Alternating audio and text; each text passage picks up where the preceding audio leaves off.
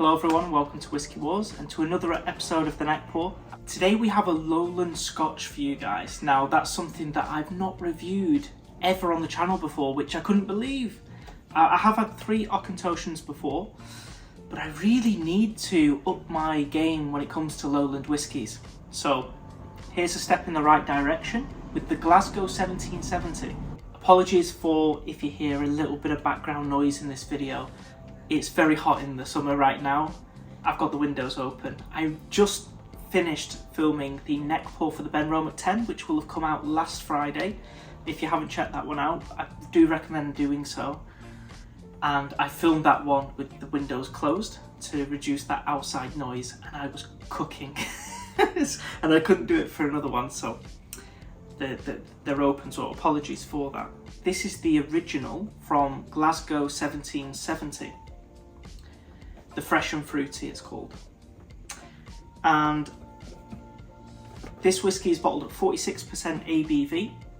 The bottle design, I think personally, is really, really nice.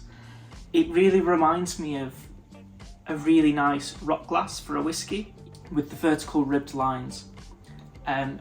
Also, you won't be able to tell from the video, but it's not perfectly round. It's a little bit squashed, and I really like the bottle design. So this whiskey is non-chill filtered, natural colour, and it's matured in first fill ex-bourbon casks and finished in virgin oak casks. And I believe it's virgin white oak casks. And let me tell you, this is a video you want to stick around and watch, because I'm really impressed. I'm really impressed with this one. Straight away on the nose, I am greeted, and I say greeted because it's pleasant. I'm very, very well welcomed with tropical fruits. Now, if any of you guys know, I love tropical fruits in whiskey. I get it a lot in Irish whiskies, not too much in Scotch, to be honest with you. This changes that. This is amazing. Because I get that tropical fruit note. How would I describe that tropical fruit note? I really do think it says on here pineapple. And I think the pineapple is true because there's this light, almost fizz to a tropical fruit note. And so that would really fit pineapple very, very well. But it doesn't mention this note, and for me this is the strongest note of the whole whiskey, and that is tinned peaches in the sugar syrup. That smell of tinned peaches is really, really pleasant, and it's all over this whiskey. I can't get past that note. I love it. I've got to be honest with you, I'm really blown away by it. But there's a real biscuity element to this whiskey. Think shortbread. Vanilla shortbread, pineapple, tinned peaches, and lots of oranges. Think, really do actually picture marmalade on crackers. And if you can picture all those notes with this almost touch of sawdust in the background, almost white peppery wood, which comes from the virgin oak casks, I'm almost certain of that. A nice little bit of vanilla as well. And you're pretty much nailed on to what this whiskey is. And speaking of that virgin oak, and that sawdust, there's a real woodiness to it. It's certainly the virgin oak casks, but it's nice because it's present on the whiskey. You really do notice it, but it does not overpower the whiskey. Tropical fruit sweetness is the dominant note here, but in the background you have that sharp spicy wood. As for spices, I'm definitely going to say ginger.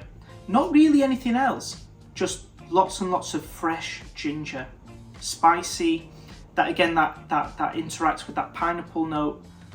It's an uplifting whiskey with the woodiness, the ginger and the pineapple, but again that tinned peach note, that marmalade note. It's really adding a real thick syrupy sweetness to the whiskey within that tropical fruit realm. But also in the background, you've got this biscuity base, crackers. It's really quite nice and balanced.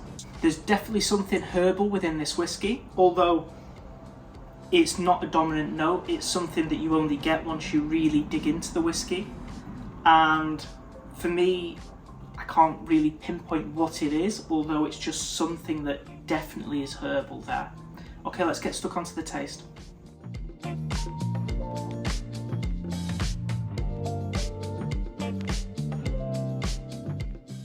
So the taste, for me, I'm thinking marmalade crackers. I wouldn't say marmalade toast. That dry cracker note is a bit more accurate, I feel. But that syrupy, jammy, orange marmalade note with that dry cracker. But the wood note is coming through quite strongly initially. Alongside that ginger. It's uplifting, it's zesty, it's spicy, very woody, but an intense syrupy sweetness which offsets all that. So really interesting, really nice. Now it does taste like a relatively young whiskey. I'm almost certain this will be a very young whiskey, but I am quite critical normally of some young whiskies. I do feel though that I get more notes, more complexity through on the nose than I actually do on the taste. And sometimes, or quite a lot of the time actually, I think that can be the other way around.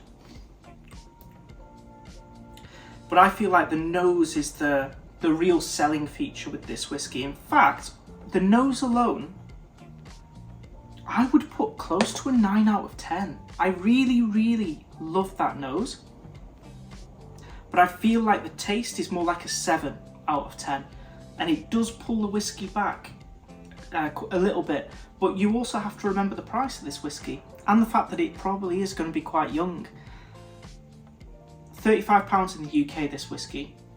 I picked it up for, I think it could have been €27.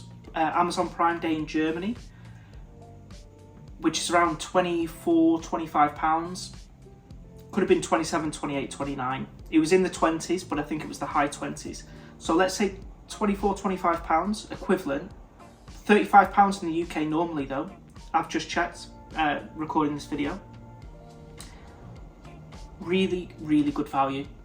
And I don't say that's willy-nilly. I don't say that sparingly at all.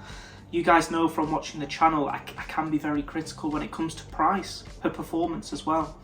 And I really feel this is a really good and interesting whiskey for the money. Okay guys, I hope that helped. I hope you liked the video.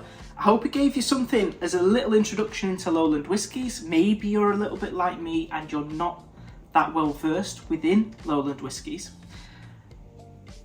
This has opened my world a little bit.